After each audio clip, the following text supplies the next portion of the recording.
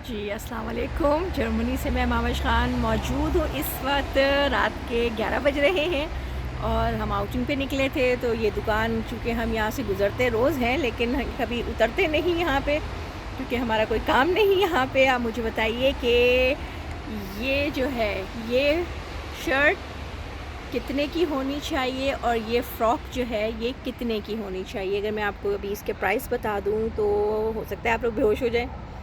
ये जो फ़्रॉक है, वो जो शर्ट थी, वो है यहाँ पे लिखी हुई है जंपर, और ये है 900 यूरो की। और जो फ़्रॉक है क्लाइड, ये लिखा हुआ है 789। तो अगर इसको पाकिस्तानी रुपयों में करें तो तकरीबन बनते हैं 1.5 लाख रुपए। ये दुकान मैं पिछले 10 साल से देख रही हूँ और ज़ाहिर है चलती है तो मतलब बिकता है तो चलती है ना।